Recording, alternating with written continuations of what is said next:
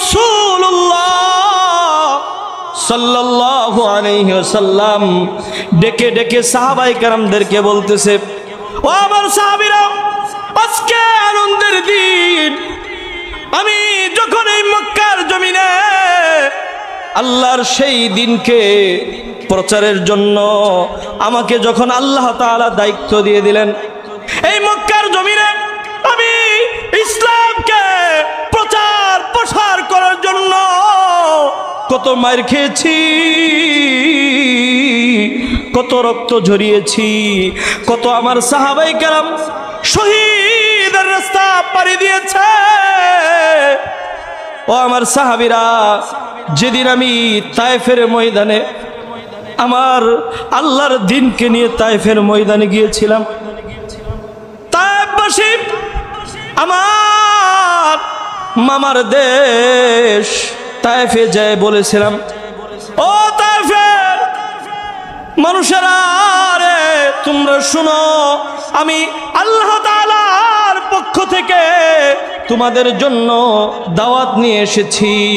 তোমরা আজকে যেই লাত মানত উজ্জা হবলের ধর্ম মানতেছো, এগুলো সব বাতিল, এগুলো সব জাহান্নামের দিক। তোমরা সকলেই পড়ো না লা ইলাহা ইল্লাল্লাহু মুহাম্মাদুর রাসূলুল্লাহ। আল্লাহর নবী এইভাবে বলতেছিল, তায়েফের দুষ্ট কাফেররা, এই জালিমগুলো আল্লাহর নবীর এই দিনের কথা শুনে তারা শরীরের ভিতরে যেন আগুন লেগে গিয়েছে। তারা সকলে মিলে দুষ্ট ছেলেদেরকে আল্লাহর নবীর পিছনে লেলিয়ে দিয়েছে। আল্লাহ নবী বলতেছে, ও আমার সাহাবীরা রে, আমার সাথে আমার পালক পুত্র যায়েদ ছিল। তায়েফের দুষ্ট সেই ছেলেরা তায়েফের সেই ধারালো কঙ্করগুলো নিয়ে বৃষ্টির মতো আঘাত করেছে। আমার বৃষ্টির মতো একের পর এক আঘাত এসেছে। আমি নবী জমিনে পড়ে গিয়েছি, অজ্ঞান হয়ে সেন্সলেস হয়ে জমিনে পড়ে গিয়েছি। পাথরের আঘাত সহ্য করতে পারি না। ও আমার সাহাবীরা রে, আমার যায়েদ আমার সামনে এইভাবে বুকটা পাইতা দিয়ে বলতেছে, ও তায়েফবাসী, আমার বাবাকে, আমার নবীকে আঘাত করিও না। যত আঘাত করার আমি যায়েদের বুকের মধ্যে আঘাত করো, আমার নবীকে একটা আঘাত দিও না। আল্লাহু আকবার বলেন। বাবারে আমার, ওয়াদায়ান ইলাল্লাহ, আল্লাহর দ্বীনের দায়ী হিসেবে এসেছিলেন, এই জন্য মার খেয়েছে, কিন্তু দ্বীনের দাওয়াত প্রচার করা বন্ধ করেন। আল্লাহর নবী আবার যখন হুঁশ এসেছে, আবার বলতেছে, আমাকে মাইরা লাভ নাই, আমি জীবন বাইসা থাকলে দ্বীনের দাওয়াত দিয়েই যাব। আল্লাহু আকবার বলেন। আল্লাহর নবী আবার দাওয়াত দেওয়া শুরু করলে দুষ্ট কাফেররা আবার মারা শুরু করলো। এইভাবে মারতে মারতে আল্লাহর নবীকে 3 বার অজ্ঞান করে ফেলেছে। আল্লাহর নবী অজ্ঞান হয়ে যাওয়ার পর এবার আল্লাহ তাআলার আরশের সমস্ত আল্লাহর ফেরেশতারা, সমস্ত ফেরেশতারা ক্রন্দন করতেছে। এদিক দিয়ে হযরত জিবরাইলকে আল্লাহ তাআলা পাঠিয়ে দিয়েছে, ও জিবরাইল, যাও যাও, আমার হাবিব মুহাম্মাদুর রাসূলুল্লাহ সাল্লাল্লাহু আলাইহি ওয়াসাল্লামকে যায় বলো, আমার হাবিব যেন আমার কাছে দোয়া করে আমি আল্লাহ তাআলা এই গোটা বেয়াদব তায়েফবাসীকে আমি ধ্বংস করে উল্টায়ে দিব। এই কথা বলার পর জিবরাইল এসে বলতেছে, ইয়া রাসূলুল্লাহ, যারা আপনার সাথে জুলুম করেছে, আপনি হুকুম দিলে পুরা গোটা তায়েফবাসীকে ধ্বংস করে দিব। তখন আল্লাহর নবী হাত বাড়িয়ে দিয়ে চোখের পানি ছেড়ে দিয়ে বলতেছে, ওগো মালিক আল্লাহ, আল্লাহ, তুমি তায়েফবাসীকে ধ্বংস করে দিও না, ওরা বুঝে নাই, তাই তো আমার উপর আক্রমণ করেছে। হয়তো তারা দাওয়াত কবুল করে নাই, তাদের পরবর্তী প্রজন্ম যারা আসবে তারা দ্বীনের দাওয়াত কবুল করবে। বলেন না সুবহানাল্লাহ। আলহামদুলিল্লাহ, সমস্ত তারিফ, সমস্ত প্রশংসা ওই মহান রবের দরবারে, যে মহান মালিক আমাদেরকে একটি সপ্তাহের পর জুমার নামাজ আদায় করার জন্য তার ঘর বাইতুল্লাহ জালিসুর রহমান জান্নাতি বাগানে জান্নাতি পরিবেশে আসার বসার মতন তৌফিক দিয়েছেন। ওই মহান রবের দরবারে শুকরিয়া আদায় করে বলে আলহামদুলিল্লাহ। আরও শুকরিয়া আদায় করছি দু জাহানের সরকার, সরকারে কায়নাত হজরত মুহাম্মদুর রাসূলুল্লাহ সাল্লাল্লাহু আলাইহি ওয়াসাল্লাম, আখিরি নবীর আখিরি উম্মত হিসেবে আল্লাহ তাআলা আমাদেরকে বিনা দরখাস্তে কবুল ও মঞ্জুর করে নিয়েছেন, এই জন্য বলে আলহামদুলিল্লাহ। সম্মানিত উপস্থিতি, আমরা আসুন আল্লাহ তাআলার দরবারে শুকরিয়া আদায় করে বলি, জোরে সুরে বলি আল্লাহু আকবার, সুবহানাল্লাহি ওয়া বিহামদিহি, সুবহানাল্লাহিল আযীম। আবারও বলি সুবহানাল্লাহি ওয়া বিহামদিহি, সুবহানাল্লাহিল আযীম। সম্মানিত উপস্থিতি, আমি আপনাদের সম্মুখে কালামুল্লাহ থেকে সূরা আলে ইমরান এর ৯৭ নং আয়াত তেলাওয়াত করেছি এবং নবীজির অসংখ্য হাদিসখানা থেকে আপনাদের সম্মুখে আমি একটি হাদিস তেলাওয়াত করেছি। আল্লাহ তাআলার নবীর হজ সম্পর্কে, নবীজির শেষ বিদায়ের ভাষণ সম্পর্কে আপনাদের সম্মুখে দু চারটি কথা বলার নিয়ত করে এখানে বসেছি। আল্লাহ তাআলা যেন আপনাদের এবং আমার এই প্রত্যেকটা কথা, এমন কিছু দামি কথা মুখ দিয়ে জবান দিয়ে বের করে দেয়, সর্বপ্রথম আমি এবং আপনাদের সকলের হেদায়েতের জন্য যেন এই কথাগুলো যেন জরিয়া হয়ে যায়, উপদেশ হয়ে যায় এবং হেদায়েত প্রাপ্ত হতে পারে। আল্লাহ তাআলা সকলকে তৌফিক দান করেন, সকলে বলেন আমিন।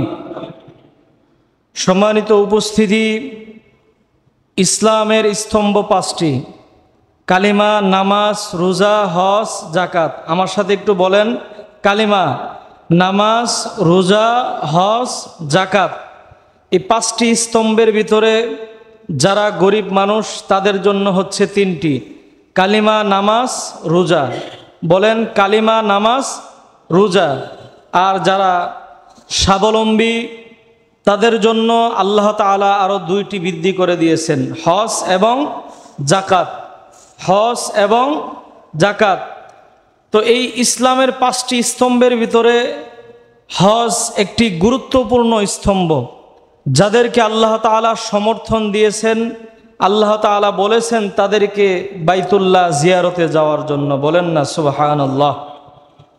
যাদেরকে আল্লাহ সমর্থন দিয়েছেন তাদেরকে বাইতুল্লাহ যাওয়ার জন্য আল্লাহ তাআলার আদেশ দিয়েছেন। তাহলে আমাদের বাংলাদেশে অনেক লোক এরকম আছে, কোটি কোটি টাকার মালিক, এরপরও হজ করতে যায় না, আছে না?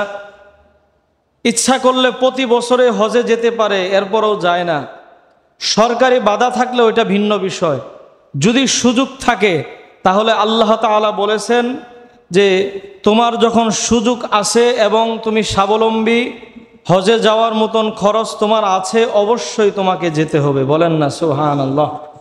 স্বাবলম্বীরা হজে যেতে চায় না, আর কিছু গরিব মানুষ আছে যারা নবীজির আশেক, যারা আল্লাহ তাআলার বাইতুল্লাহর আশেক, বাইতুল্লাহকে যারা ভালোবাসেন, নবীজির আশেক যারা, নবীজির রওজা থারে যাওয়ার জন্য পাগল পারা, মদিনায় যাওয়ার জন্য পাগল পারা, তারা রাতের অন্ধকারে চোখের পানি ফালায় আল্লাহ তাআলার কাছে আরজি জানায়।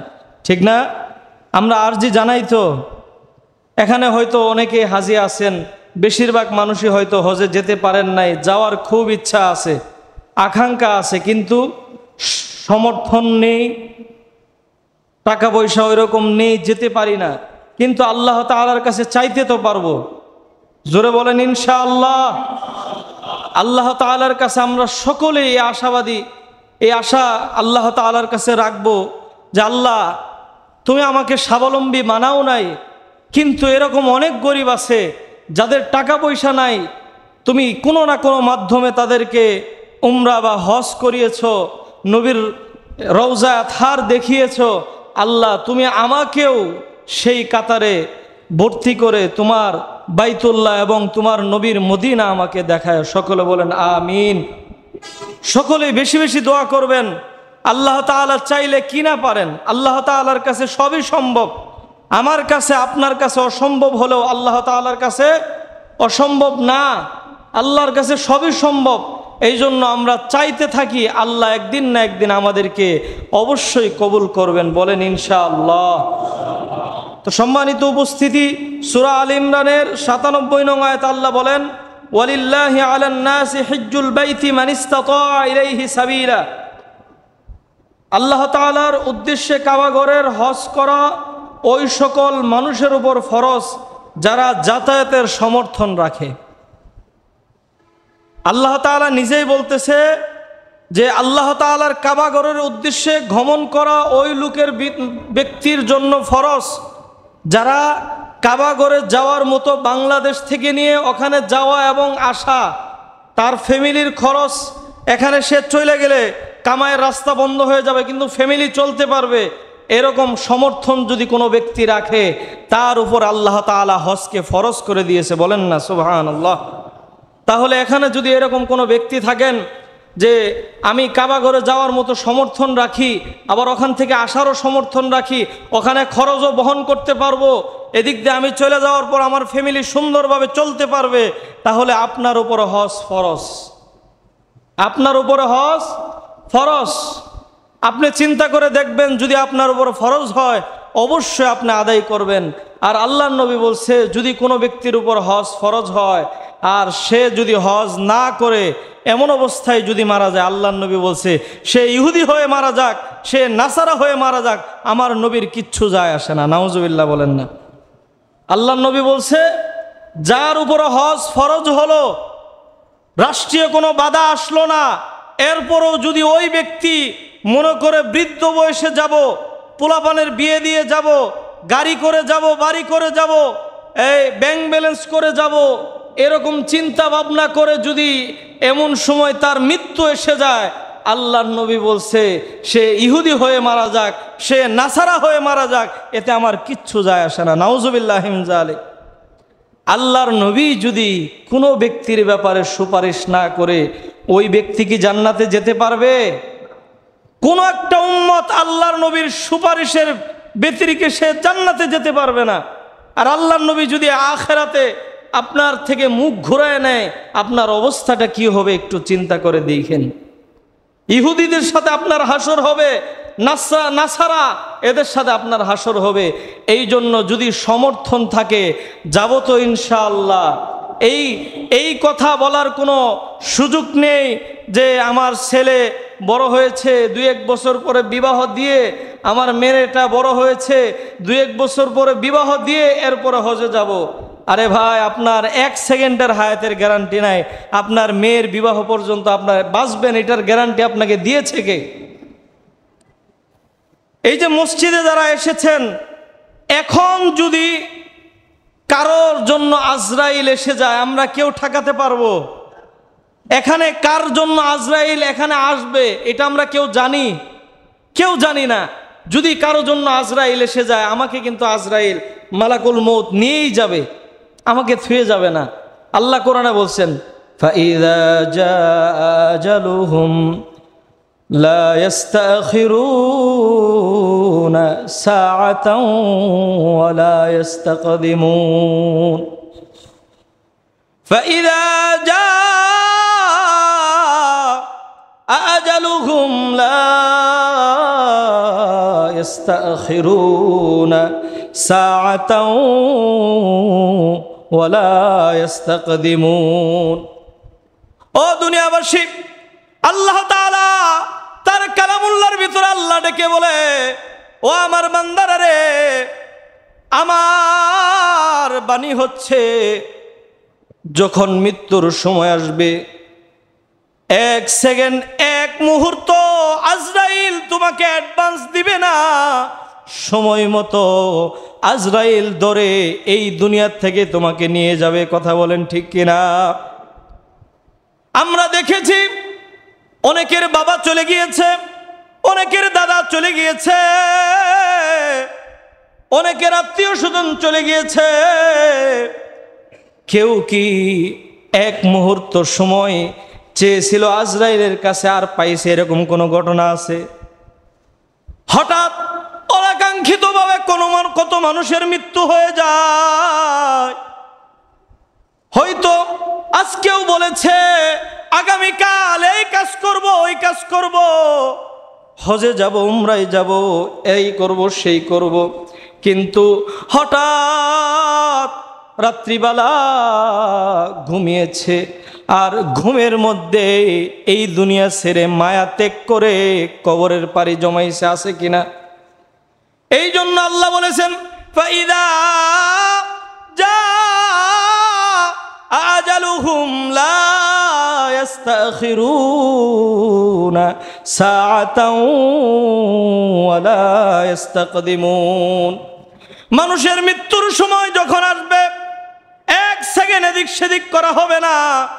আজরাইল সময় মতো ওই মানুষটাকে টান দিয়ে এই দুনিয়ার সমস্ত মায়া মোহ ত্যাগ করে তাকে লাশ বানিয়ে ছাড়বে। কথা বলেন ঠিক কিনা?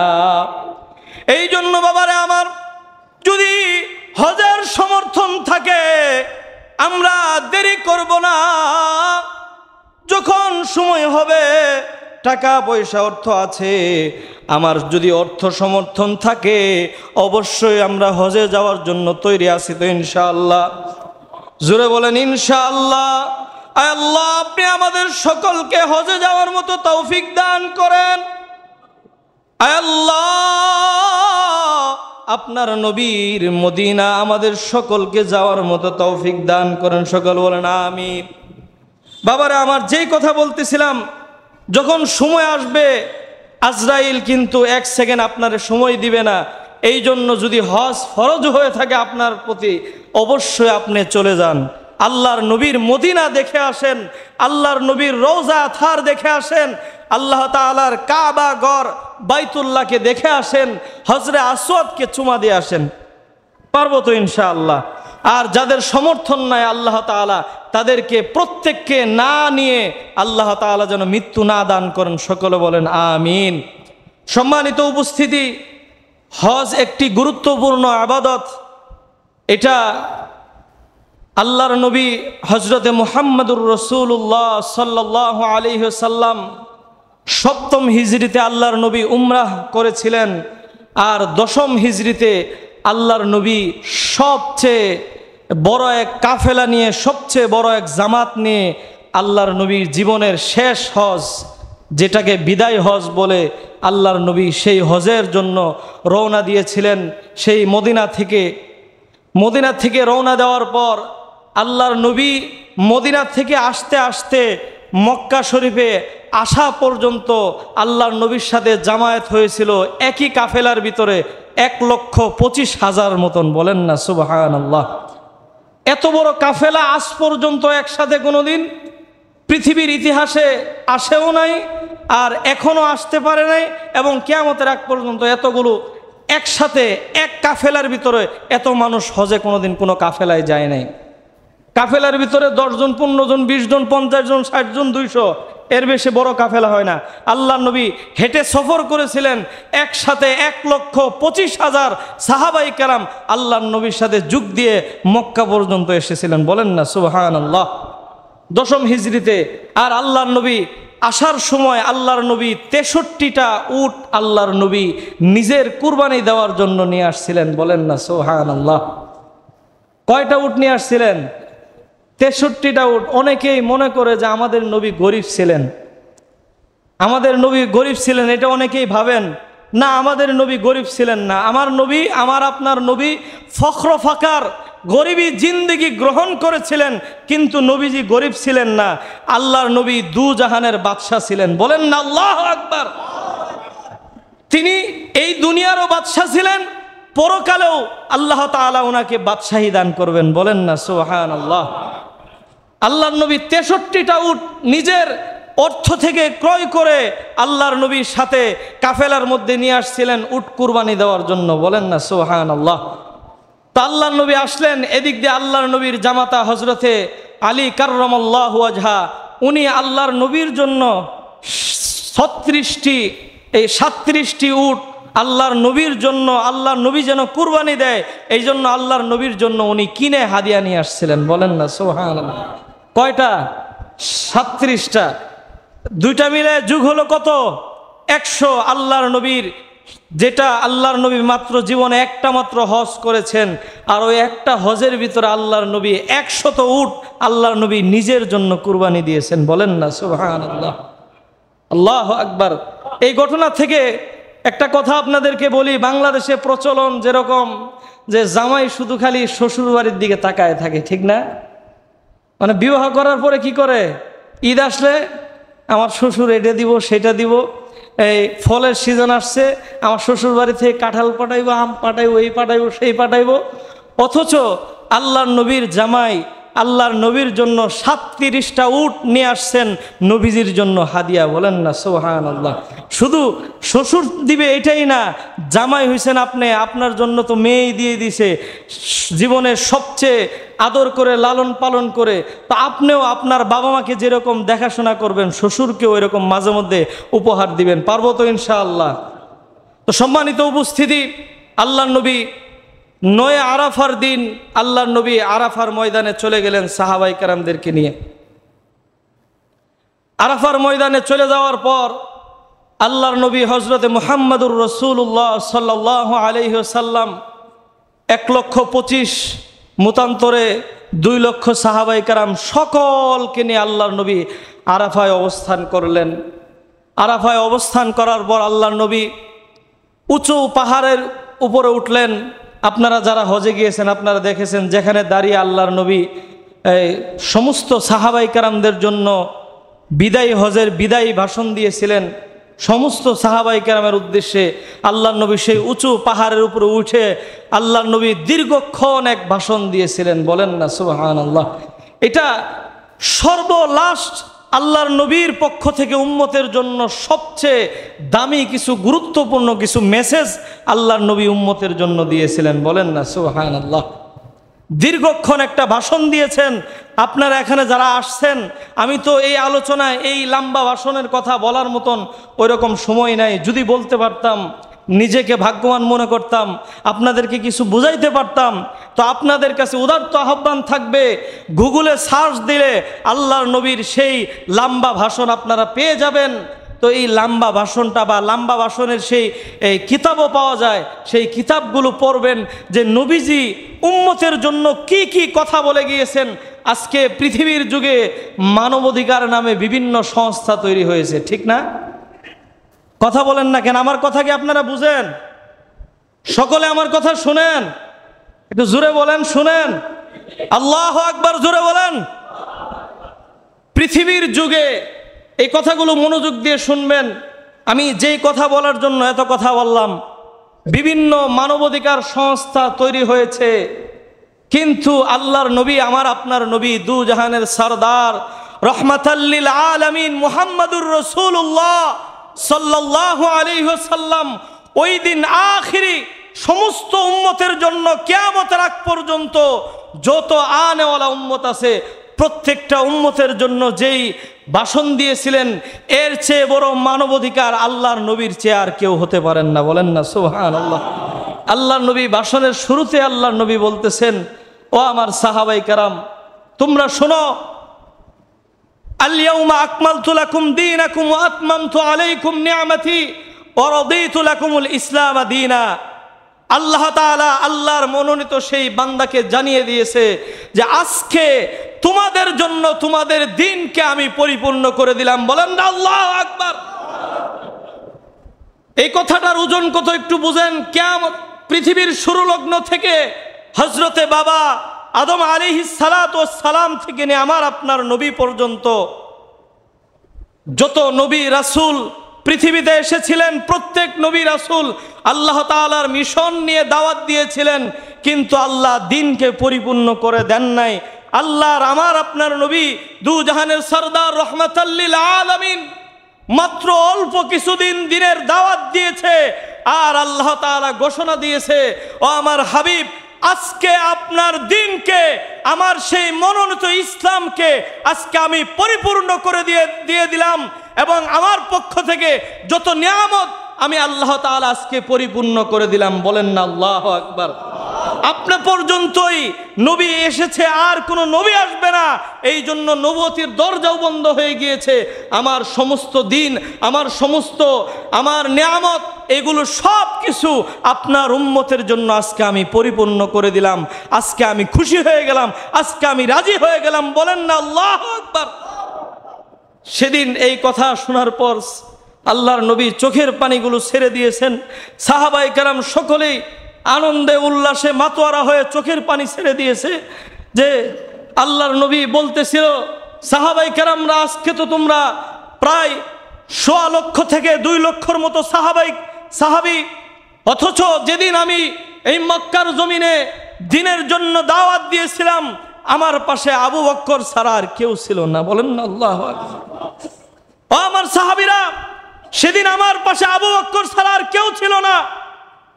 আজকে তোমরা লক্ষ লক্ষ সাহাবী, হাজার হাজার সাহাবী, এটা দেখে আমি আনন্দিত যে আমি আমার জীবনের শেষ লগ্নে তোমাদেরকে, এতগুলো মানুষকে আমি দ্বীনের শেষ বার্তা, মেসেজগুলো আমি পৌঁছাইতে পারতেছি। বলেন না আল্লাহু আকবার।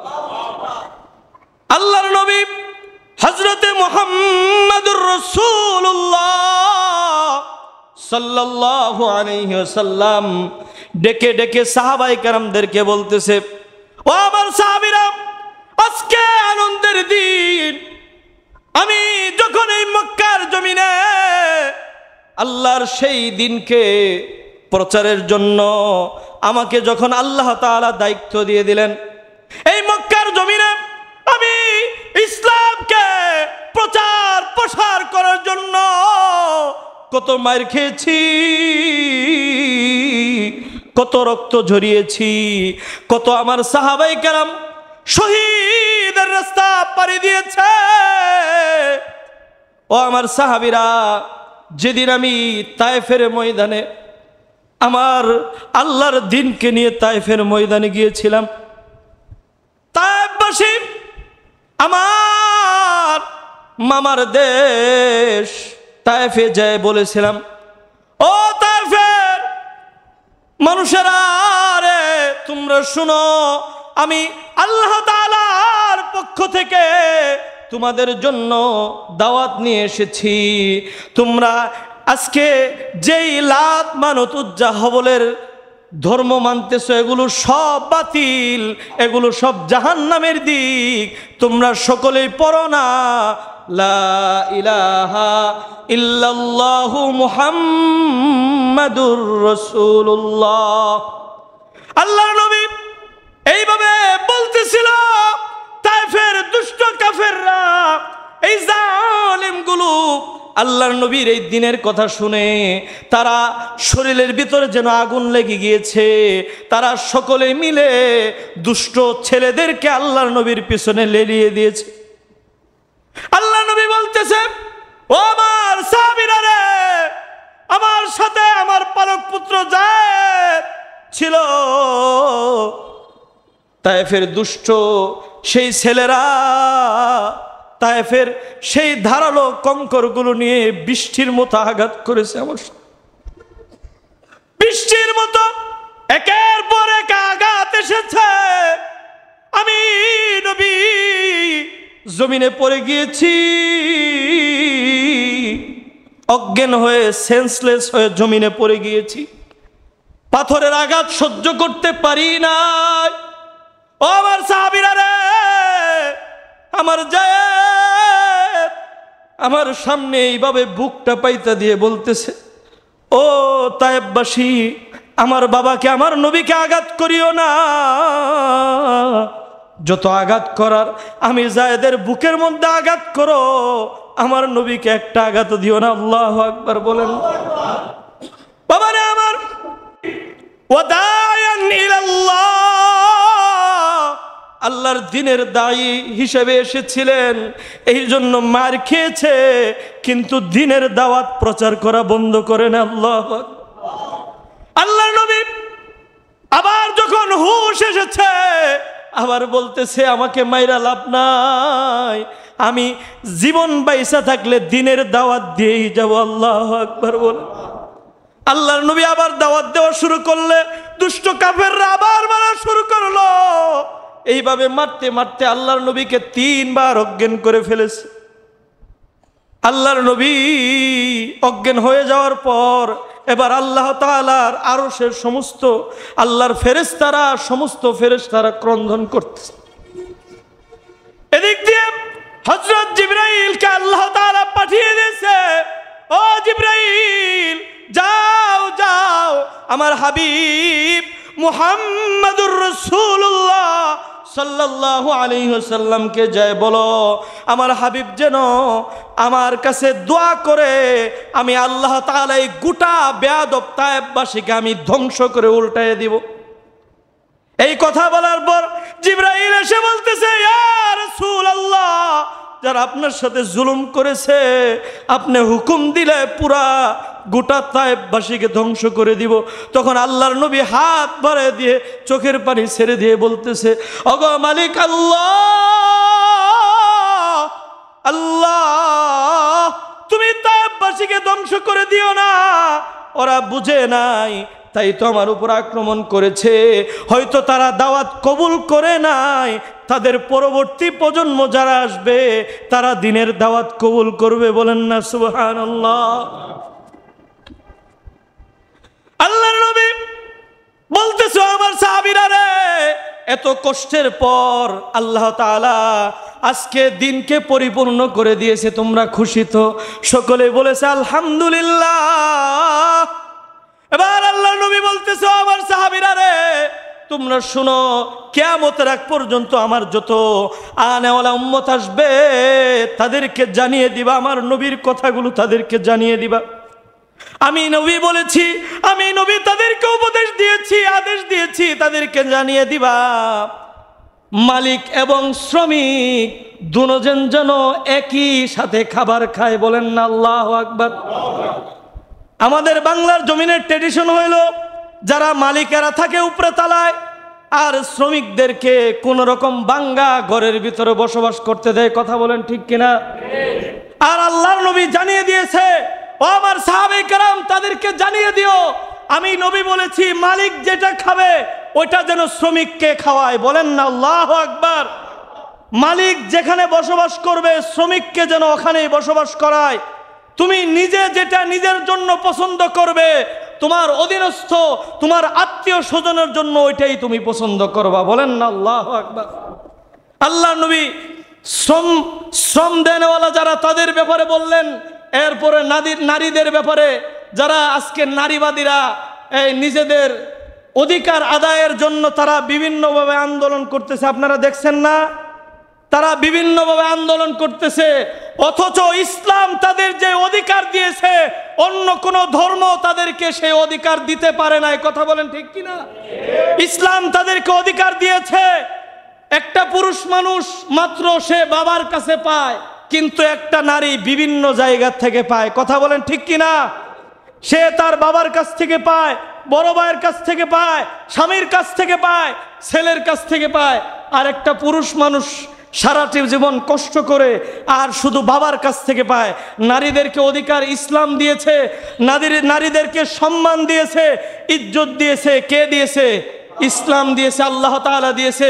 সেদিন আল্লাহর নবী বললেন, ও আমার সাহাবীরা, তোমরা যাদেরকে বিবাহ করে নিয়ে আসবা মনে রাখবা তাদেরকে ঘরের চাকর মনে করবে না, তাদেরকে মনে করবে তোমাদের জীবনের অর্ধাঙ্গিনী। বলেন না আল্লাহু আকবার। তুমি যা খাবে তোমার স্ত্রীকে তাই খাওয়াবে, তুমি যেটা পরবে তোমার স্ত্রীকে তাই পরাবে। এরপরে যারা সবল আছো তোমরা দুর্বলদের উপরে আঘাত করবে না, সবলরা যারা আছো তোমরা দুর্বলদের প্রতি কোনো আঘাত কোনো কষ্ট দিবে না। তোমরা সবল হয়ে যদি তাদের উপরে জুলুম করো আল্লাহ তাআলা আসমান থেকে তোমাদের উপরে জুলুম চাপায়ে দিবে। বলেন না সুবহানাল্লাহ। আল্লাহর নবী এভাবে অনেক দীর্ঘক্ষণ ভাষণ দিলেন। আল্লাহ নবী প্রত্যেকটা অধিকারের কথা ভাইঙা ভাইঙা আলোচনা করলেন। এরপর আল্লাহ নবী বললেন, ও আমার সাহাবীরা, আমি যেই কথাগুলো, যেই ভাষণগুলো আমি দিয়েছি, এই প্রত্যেকটা ভাষণ তোমরা লিপিবদ্ধ করে রাখবা। আমার যারা আনেওয়ালা উম্মত কিয়ামতের আগ পর্যন্ত আসবে, প্রত্যেকটা উম্মতের কাছে এই মেসেজগুলো পৌঁছে দিবা। বলেন না সুবহানাল্লাহ। বাল্লিগু আন্নি ওয়ালাউ আয়া, আমার পক্ষ থেকে তুমি যেটা জানো এটা তুমি তোমার যারা তোমার দ্বীনের ইসলামের পথের প্রতীক যারা, বা যারা ইসলামের পথে এখনো আসে নাই, তাদেরকে জানিয়ে দিবা যে আমি নবীর আদর্শ, আমি নবীর চরিত্র, আমি নবীর ইতিহাস, আমি নবীর কথা, আমি নবীর হাদিস, আমি নবীর সুন্নত। বলেন না সুবহানাল্লাহ। এরপর আল্লাহর নবী বলেন, তারাকতুকুম ফি আমরাইন লান তাদিল্লু মা তামাসসাকতুম বিহিমা কিতাবাল্লাহ ওয়া সুন্নতি রাসূলিল্লাহ।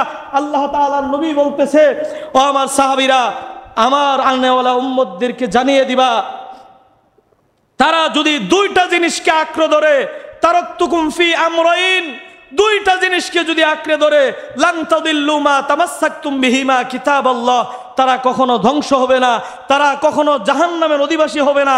দুইটা জিনিস কি কি মনে রাখবো তো? জোরে কথা বলেন না কেন? মনে রাখবো তো? নাকি আমার আলোচনা আপনারা খুশি না? ভাল লাগতেছে না? দুইটা জিনিস মনে রাখবেন জীবনে ভাই, যদি জান্নাতে যেতে চাই। আমরা তো সকলেই জান্নাতে যেতে চাই, নাকি বলেন ভাই? এই দুনিয়া কষ্টের জায়গা, এখানে এটা ধরা নিষেধ, ওইটা খাওয়া নিষেধ, ওখানে যাওয়া নিষেধ, এটা দেখা নিষেধ, ওইটা দেখা নিষেধ, কত কিছু, ঠিক না? দুনিয়া হলো কষ্টের জায়গা। আর পরকাল যদি জান্নাতে যেতে পারেন আর কোনো কষ্ট নাই। বলেন না সুবহানাল্লাহ। জান্নাতে যদি যেতে পারেন আর কোনো কষ্ট নাই। যেটা মন চায় সেটা খাবেন, যেখানে মন চায় সেখানে যাবেন, ওখানে আর কষ্ট নাই। শুধু মালিককে দেখবেন আর আঙ্গুর বেদনা কমলা খাবেন আর ফুর্তি করবেন। বলেন না আল্লাহু আকবার। দুনিয়াতে কষ্ট কইরা হলেও জান্নাতে যেতে রাজি আছি তো ইনশাআল্লাহ। তাহলে আল্লাহর নবী বলেছেন দুইটা জিনিসকে আঁকড়ে ধরতে হবে, আল্লাহর কিতাব, আল্লাহর কিতাব, আল্লাহর কালামুল্লাহ, আল্লাহর কোরআনকে আঁকড়ে ধরতে হবে। পারবো তো ইনশাআল্লাহ? আল্লাহর জীবন দিয়ে, আল্লাহ তাআলার কোরআন দিয়ে নিজের জীবনকে গঠন করতে রাজি আছি তো ইনশাআল্লাহ? আমার সমাজকে আল্লাহর কোরআন দিয়ে গঠন করতে রাজি আছি তো ইনশাআল্লাহ? আমার রাষ্ট্রকে আল্লাহর কোরআন দিয়ে গঠন করতে রাজি আছি তো ইনশাআল্লাহ? এরপর আল্লাহর নবী বলছেন, তারাকতুকুম ফি আমরাইন লান তাদিল্লু মা তামাসসাকতুম বিহিমা কিতাবাল্লাহ ওয়া সুন্নতি রাসূলিল্লাহ। আল্লাহ তাআলার কিতাবের পাশাপাশি তোমাদেরকে তোমার নবীর সুন্নতে রাসূল আঁকড়ে ধরবা। নবীর যে সুন্নতগুলো আছে এগুলোকে আঁকড়ে ধরবা, তাহলে পথভ্রষ্ট হবে না, জাহান্নামের দিকে যাবে না, তোমরা সকলেই জান্নাতের রাস্তায় যাইবা। বলেন না সুবহানাল্লাহ। রাজি আছি তো ইনশাআল্লাহ? জোরে বলেন ইনশাআল্লাহ। কি কি দুইটা জিনিস একটু বলেন। আল্লাহর নবী, আল্লাহ তাআলার নবীর কাছে যেই কোরআন এসেছেন সেই কোরআন এবং নবীজির সুন্নত। পারবো তো ইনশাআল্লাহ? আল্লাহ তাআলার কিতাবুল্লাহ এবং নবীজির সুন্নতে রাসূল ইনশাআল্লাহ। এরপর আল্লাহর নবী দীর্ঘক্ষণ ভাষণ দিলেন। যদি লম্বা ভাষণের কথা বলি, সময় সংক্ষিপ্ত, আর 2-1 মিনিটে আলোচনা শেষ করে দিব।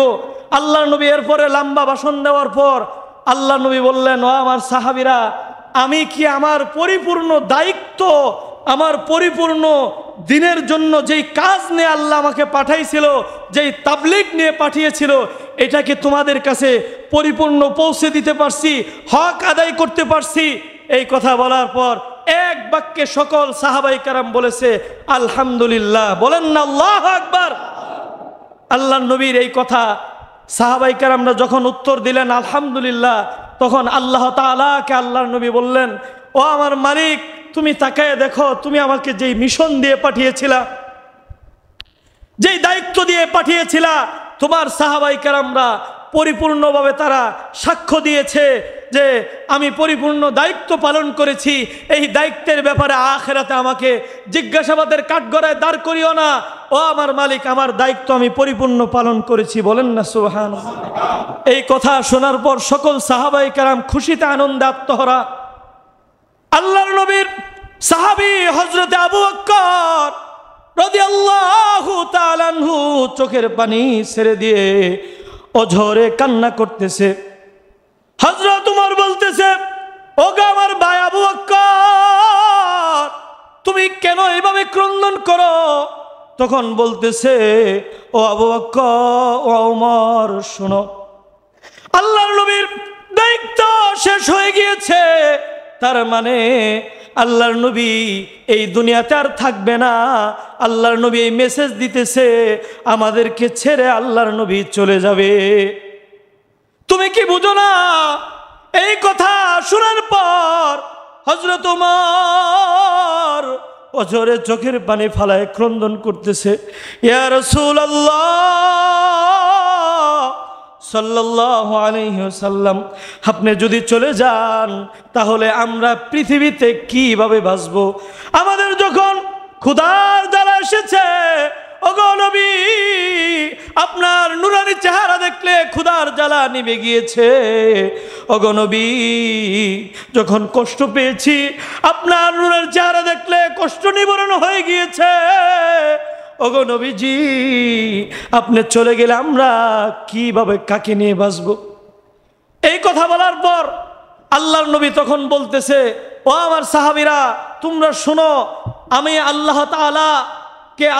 আমি নবীকে আল্লাহ তাআলা জানিয়ে দিয়েছেন, অপশন দিয়েছে, ও আমার হাবিব, আপনার দায়িত্ব, আপনার মিশন পরিপূর্ণ হয়েছে। এখন যদি আপনি ইচ্ছা করেন তাহলে আপনি থাকতে পারেন, আর যদি ইচ্ছা করেন যে রফিকে আলার দিদারের জন্য, তাহলে আপনি চলে আসতে পারেন। বলেন না সুবহানাল্লাহ। তার সেই মনোনীত বান্দা, আল্লাহ তাআলার মনোনীত বান্দা, তিনি রফিকে আলার দিদারকে তিনি পছন্দ করে নিয়েছেন। ও আমার সাহাবীরা, আমি চলে যাওয়াটা আমি এটাই পছন্দ করেছি। বলেন না সুবহানাল্লাহ। হাদিসের মধ্যে আসছে, আল্লাহর নবীর সেই বিদায়ের ভাষণের মাত্র 83 দিন বা 84 দিন পরেই আল্লাহর নবী এই জমিন থেকে, আল্লাহর নবী দুনিয়া থেকে আল্লাহ তাআলা কাছে চলে গিয়েছেন, সেই রওজা আথারে শুয়ে পড়ছেন। বলেন না সুবহানাল্লাহ। এরপরে এই হজের বিদায় ভাষণ নিয়ে কিছু কথা বললাম। এখন হজের সবচেয়ে বড় বিষয় আরেকটি বিষয় থাকে, সেই বিষয়টি হইতেছে নবীজির রওজা জিয়ারত। ঠিক না? যদি সামনে সময় পাই ইনশাআল্লাহ বলবো, বা আমাদের মসজিদের যিনি খতিব সাহেব হুজুর আছেন, জিয়ারত সম্পর্কে, কুরবানি সম্পর্কে সামনে আলোচনা করবেন। তো যেই কথাগুলো বললাম, আল্লাহ তাআলা আমাদের প্রত্যেককে সেই কথার উপর আমল করার মতো তৌফিক দান করেন। সকলে বলেন আমিন। যারা জুমার 4 রাকাত কেবলা জুমার সুন্নত না পড়ছেন, সুন্নত